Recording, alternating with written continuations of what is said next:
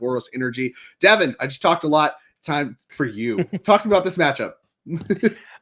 Yeah, so like you mentioned, we have not seen a lot of this Amulet Titan deck. And we were having a conversation during the break about, how the Amulet deck has sort of morphed over the past couple of years. Long gone are the days of playing Hive Mind and Summer Bloom. Well, can't play, not allowed to play that card anymore. Yeah, you're not allowed to But pick that right way. now, the Amulet deck looks a little bit different than you may have seen it before. There's playing 4 copies of Scape Shift, which is interesting because the Amulet deck can actually set up a kill like without involving Primeval Titan. Can start without involving Primeval Titan. Scape Shift with an Amulet, make a bunch of mana, T-West, get the Titan that way with the bounce lane, and then kind of go off from there.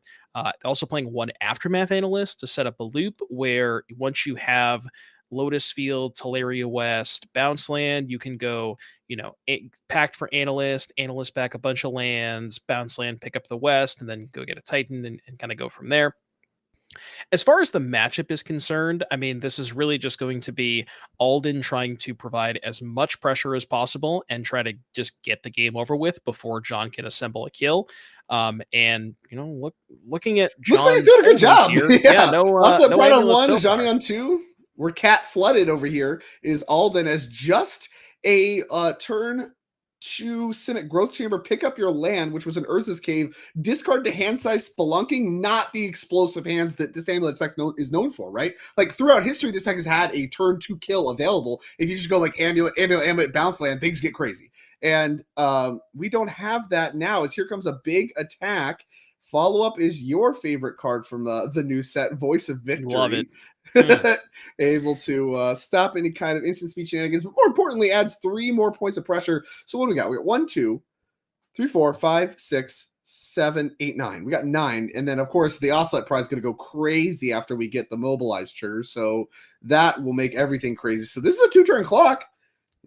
Setting up for I can't imagine this life total is correct.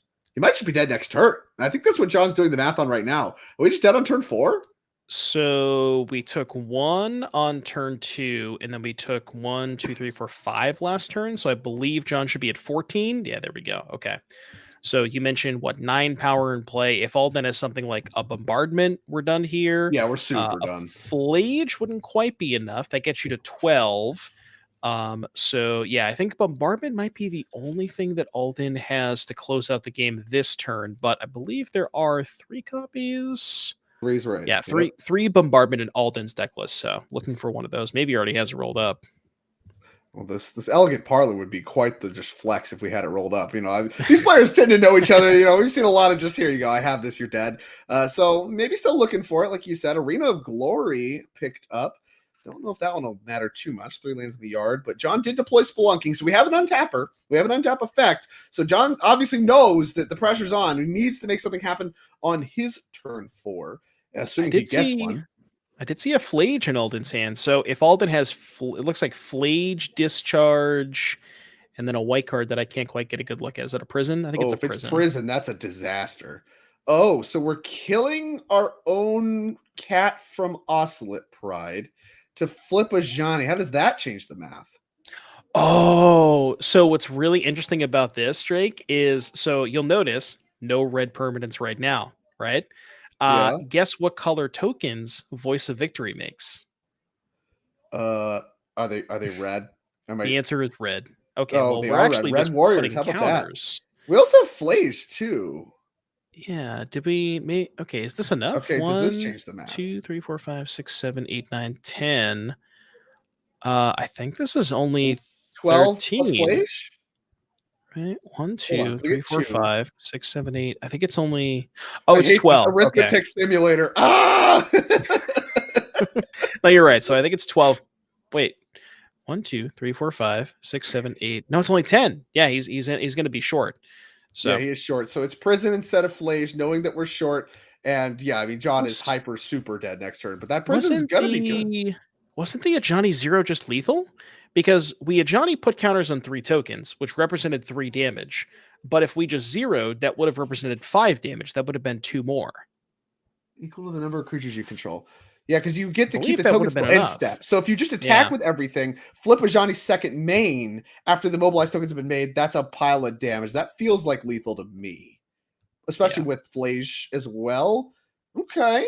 I mean, this is a tough puzzle. This is a tough arithmetic puzzle involving new cards. So I don't really blame Alden. It may not matter anyway. The Static Prison looking really good. Picking off the Spelunking, and yeah, John's just going to pick it up. We're just trying to find our favorite way to kill our local amulet player. As a very quick game one, going to go to Alden Cates here. Yeah, I mean, that's the kind of hand you were calling out. You know, you need some quick pressure, and that's exactly what he had. We thought it was only Goblin Bombardment, but actually, you know, as it turns out, being able to kill your own token really could have assembled lethal that turn. That's a crazy stuff right there. Over to John we go, now that he is down a game. You mentioned the new look of the deck. Look at those 4 escape shifts in the main deck. Love to see it if you're me. Let's take a look at the sideboard, though. We got 1 copy of Bajuka Bog, 2 Collector Oof, 2 Dismember, 1 Endurance, 1 Force of Vigor, 2 Fuel the Flames, 1 Otawara Soaring City, 1 Pyroclasm, 1 Radiant Fountain, 1 6, and 2 Tireless Trackers. What do you like here in the Boros Energy matchup?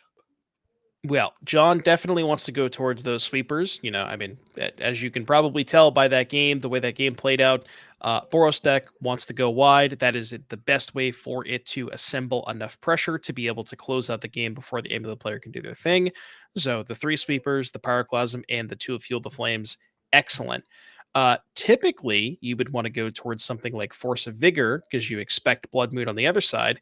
I will say, open deck lists in top 8, and spoiler alert, there's no Blood Moons, so does not want to go towards that Force of Vigor. Given the sideboard of Alden Cates, like sometimes you would go towards stuff like Tireless Tracker and 6 to have alternate threats in case you get Blood Moon. I don't know if you actually want to go towards those given there's no Blood Moon. So I mean, really just the sweepers and probably the dismembers and call it a day.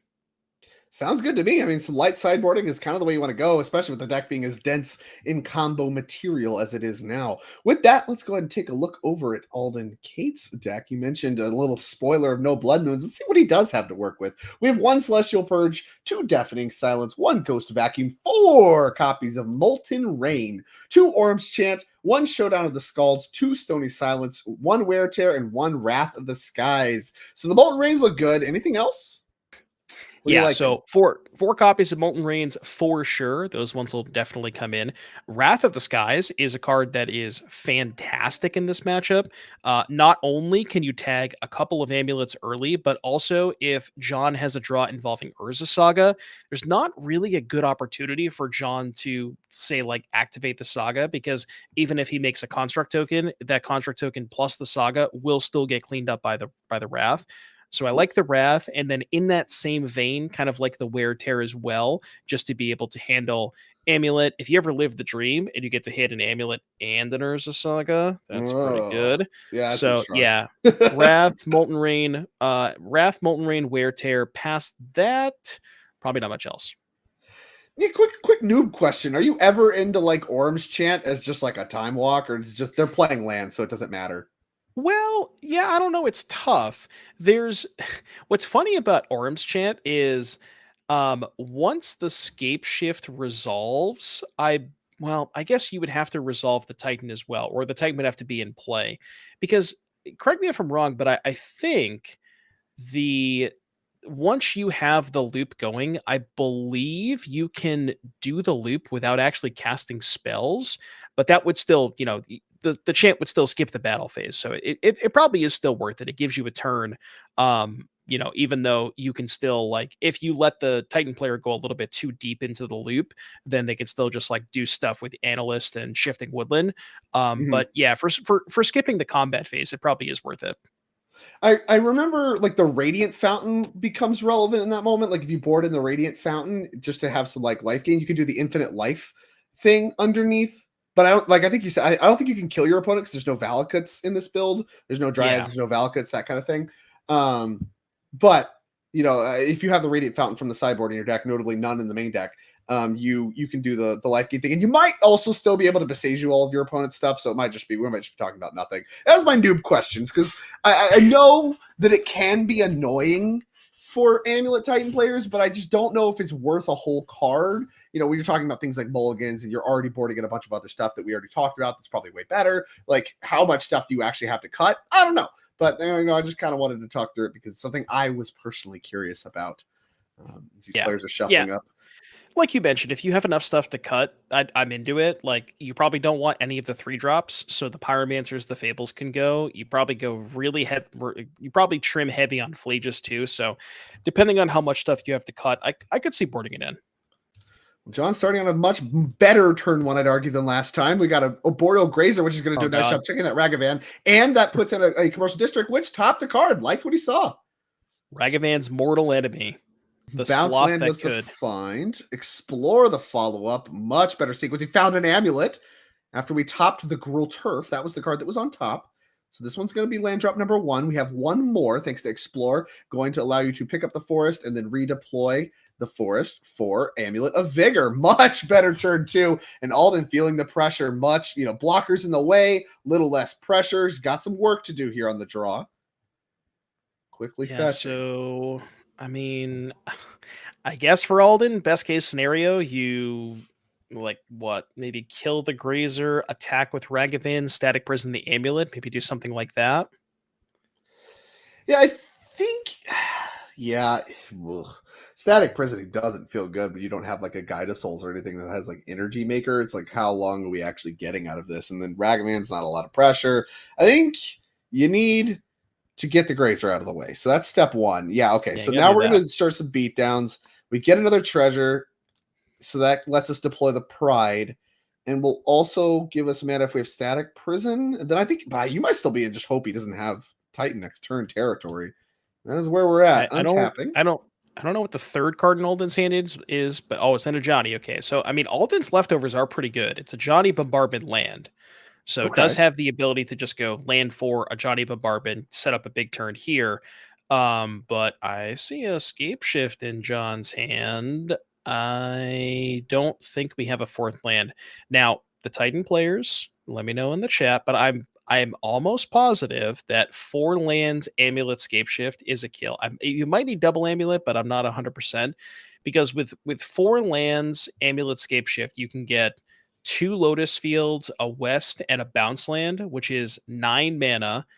Bounce, pick up the West, transmute 6 floating, cast Titan, and then go from there. Yeah. Yeah, that's at least a Titan, if not lethal, out of the box. It might be 5 might just be lands. hasty I can't Titan. remember, but...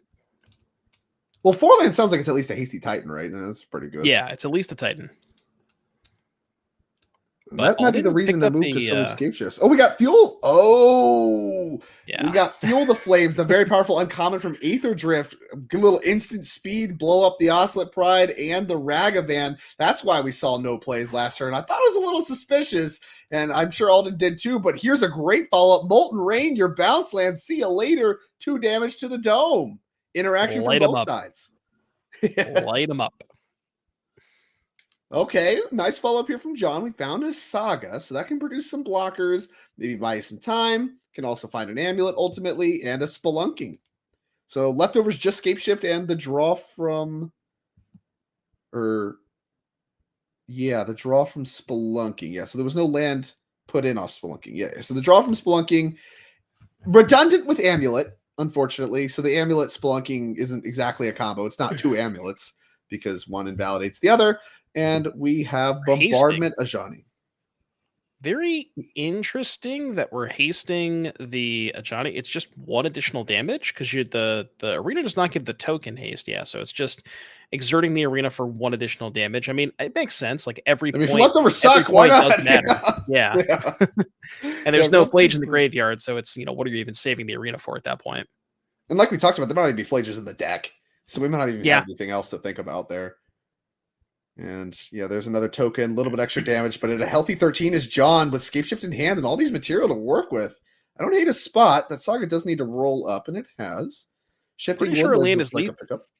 I'm pretty sure land is lethal here because we can go sack 4 lands, get field, bounce West, 9 mana, transmute West, 6 floating, pact for Analyst, 4 floating, sack Analyst, and then you just start the loop from there. So pretty sure this is lethal, but we'll see if if John's going to let us show us some magic here. Yeah, show me the magic. Show me. All right, so here we go. We're about to see. We're about to find out. So the shifting woodland's already in play. Is that a problem? No, because we can just get it back with Analyst. Okay, so Analyst just gets it back because you get it out of the box. But that costs 6 mana, but we have 6 mana. Okay. Yeah, we have 6. We also get the Molten Range Range 9 mana. bounce land back too. So it's not. We're not even just working with the leftovers from the graveyard. Right. Yeah. So that'll well, actually it creates an infinite loop because you keep sacking the growth chamber, but picking up the west. So you transmute the west, and then when you analyst back everything, you do the same thing where you pick up the west, sack the growth chamber, and then you can keep doing that over and over again. Okay, we'll see if that's where we go. I do see a field, another field. Yeah, it looks like the 4 cards you called out. So it's Lotus Field, Growth Chamber. Yeah, Tolaria West. So we're going to do the thing you said. So that's got to get picked up. Everything gets blown up. This goes away, and we have, like you said, 6 mana in the pool. And some amount of it is green. So now we're going to represent that. Yep. As here comes the Aftermath Analyst. Yeah, 6 minus 3. So, or 9 minus 3. So we have 6 floating after the T West. Okay, and he's just going to explain it to him. Yeah, he just explains it to it. Okay, like I'm going to grab the Analyst. I already have a Titan in hand as well. And then you could just, I'm sure, go from there. Because like you said, the Analyst is going to bring everything back. It's all going to come back untapped. And then we have a Shifting Woodland too, but we can actually just cast a Titan, make even more. And then, yeah, we're off to the races. It's multiple Titan territory. And things are very lethal from there. So a very quick game number 2. Much different tone from the Amulet deck in game number 2 than what we saw in game number 1. A little bit of back and forth, a little bit of interaction, a big improvement, and really demonstrates a lot of what the Titan has going on, even outside of just like your God draw turn to kill kind of stuff. Also just, all right, that was turn, 4 or 5? Like you also just have a nice combo kill. And that's what I really like about this 4 Scape Shift build. I played a lot of Titan Shift back in the day. I was telling you that before the broadcast. And that was really the appeal of Titan Shift, is really almost on a clock. You could always kill on turn 4 or 5. You know, sometimes you had turn 5 kills with Titans or whatever. But for the most part, just doing like Mountains and Valakuts, like kind of the quote unquote fair way, even not even doing this stuff, you oftentimes had a kill on turn 4. Here, Amulet gets to do all of that with 4x Titan and the Scape Shifts, but you also just randomly have kills on turn 2 as well with your just double Amulet, triple Amulet draws. So it's a really nice, appealing thing. And, now we're set up for a nice game 3. And I'll tell you what, the difference between Blood Moon and Molten Rain, I think, was felt there. The Molten Rain was good. It was not weak. But if it's a Blood Moon, I think the game looks very different. Yeah, the Molten Rain basically bought Alden a turn. Because John was at a point where John had 4 mana with the Amulet in play, but didn't have the actual 4th land. And then the turn after, he ripped land 3, cast the Spelunking, didn't find a land, and then found a land next turn. Where, yeah, if you mentioned if that was a Blood Moon, then I didn't quite get a look at the rest of John's hand at the end of that game, but I don't know if there was a Boseiju in there, so maybe didn't have an out to the Blood Moon, and that, like you said, that would have been a much, much different game. As good as Molten Rain is, when the Molten Rain was a lot better against like probably previous versions of Amulet Titan, when they were all about like, I guess it's also better when they don't have Amulet, because that's when they're actually trying to get to 6 mana on the battlefield. Yeah. But when they have Amulet, it almost just doesn't matter because they're just making mana from multiple land drops and whatever. So it does get a lot worse when they have Amulet. Tell you what, it's the exact same mistake I made once upon a time. Is it Phoenix? Take you back to SCG Cleveland 2019. Oh, baby. And Tron was big. So you had a couple hard matchups, right? And Tron was one of them. You got Tron and Burn. Those are historically very difficult for Izzet decks in Modern. They were hard then. I played Molten Rains because it's better against Tron, even though it's weaker against Amulet, knowing there was a lot of Amulet, on the SCG tour. Top 8, get to round, you get to the first round of top 8. Play Sam Lawrence. He's on Amulet. I draw my Molten Ring, ends up not good enough. Sam Lawrence ends up winning the match, wins the whole tournament, in fact. This is my big takeaway. If it was Blood Moon, would have won. Would have won that match. I'm telling you. It's down to game 3. It was as isolated as possible. If it's Blood Moon, I would have won. It was Molten Rain instead. And that was a big takeaway. That was something I sat down and was like, all right, that was my moment. I learned that day. Molten Rain, not good enough against Amulet. Not the card you want. And Alden, maybe learning the same thing here as we approach game number 3, turn 1, Guide of Souls. I did get a peek at a nice little whiteboarder card in John's hand, and I believe that is a Pyroclasm. And Oh you know, boy. I would say it's a one of, but John does have two other effective copies of Pyroclasm with the Fuel the Flames. So, but yeah, that is the important card in this matchup. Definitely, I'm you know, curious about the with like we said, split. how game one went. Did you not be able to find 3 Fuel the Flames? Is that what happened here? Like, why do we have 1 Pyroclasm, 2 Fuel? Like, I feel like it's really one of those things you want one or the other, right? Well, Right? I think there is some consideration to given how much mana your deck can generate in an average game, the cycling, like if you draw the second copy, that's nice. But then when you're on the draw, sometimes your 3 mana card is too slow and you just need the 2 mana one. Yeah, I guess it's fair. If you draw one of each, you'd rather just play the 2 mana one and cycle the other one. So maybe it's just Galaxy Brain and I'm just a big idiot. I'll tell you what, I'll take a card good against Pyroclasm. How about a 3 toughness creature? 3 toughness. That seems like it matters. Is Pyroclasm is just going to kill one thing, and obviously you have to kill that because the Voice of Victory alongside Guide of Souls is nasty. A lot of energy, a lot of life, a lot of quick Yeah, and follow up. for the folks at home, the way the for the folks at home who don't know this, the way that Guide of Souls interacts with Voice of Victory, Guide of Souls triggers when an attack is declared, even if you don't have the energy. So you can actually stack the triggers to resolve the voice triggers first, get up to 3 energy, and then resolve the guide trigger to pay. So even if you have not enough, you can still trigger guide in that combat. That's busted. It's really good.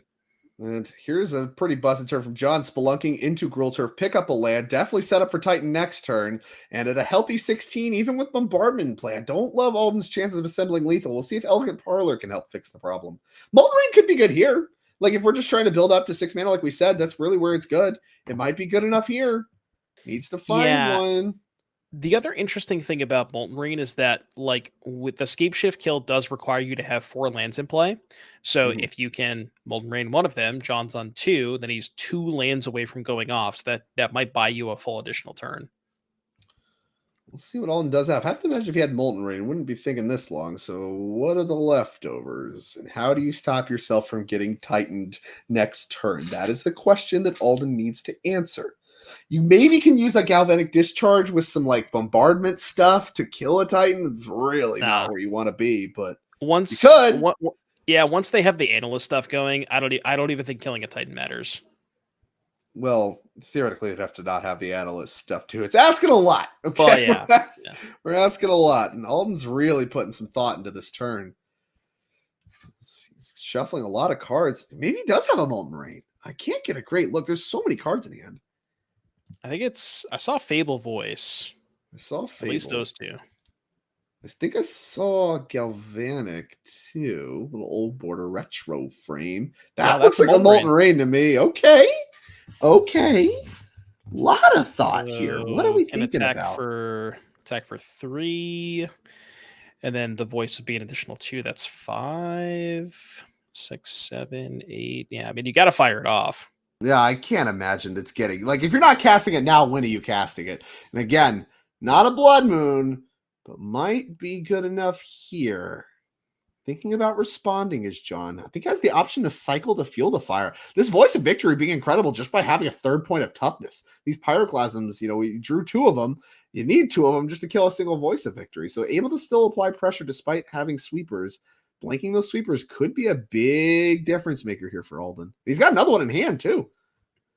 Yeah, I Second wonder one. if he was maybe thinking about. I guess if you had Besage, you would probably just fire it off. Yeah, so we're gonna go ahead and Yeah, cycle we're that. cycling here.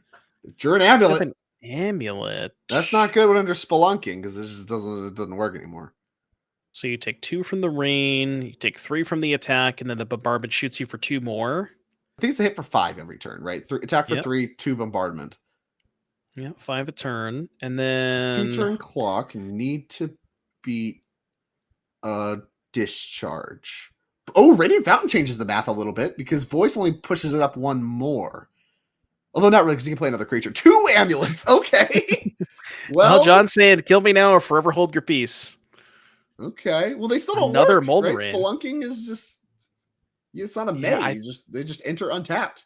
I think Alden just drew another Molten Rain too. Oh no. I'll tell you what. One thing I didn't get the data on. One Molten Rain wasn't good enough. Not as good as Blood Moon. Second Molten Rain might be good enough. That might be a game winner there for Alden, assuming he drew a second copy of Molten Rain there.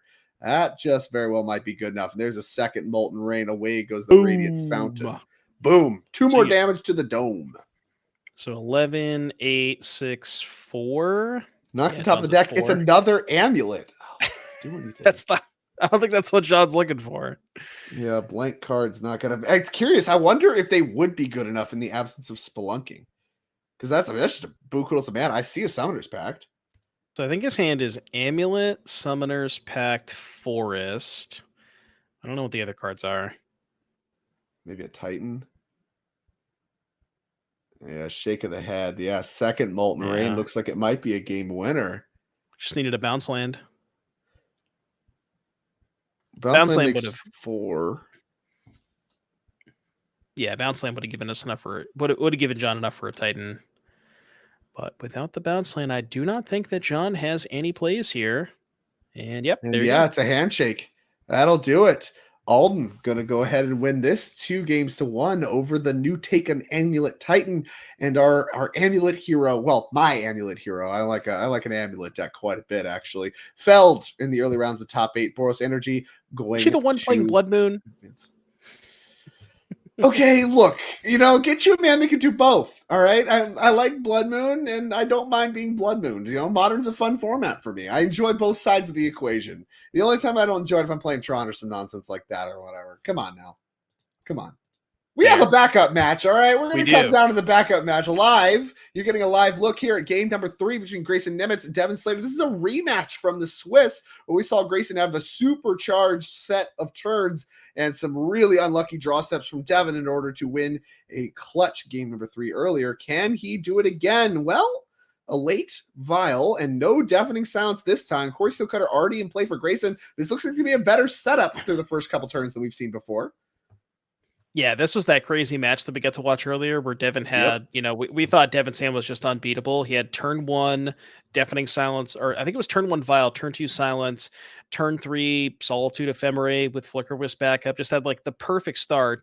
And then Grayson never answered the Deafening Silence, was able to just find, able to just set up enough turns where he was creature plus non-creature, drew, I think 3 expressive iterations over the course of 4 or 5 turns, and crazy game. So yeah, game number 3. I want to take a look at Devin's deck to see how many answers we have to a Cutter on the battlefield. So looking at Devin's deck list, 4 Witch Enchanter, and then in the sideboard, I guess Vindicates if they came in, and then Wrath of the Skies. 3 Wraths. So Devin is definitely prepared. And we actually just ate with Emperor of Bones a Witch Enchanter.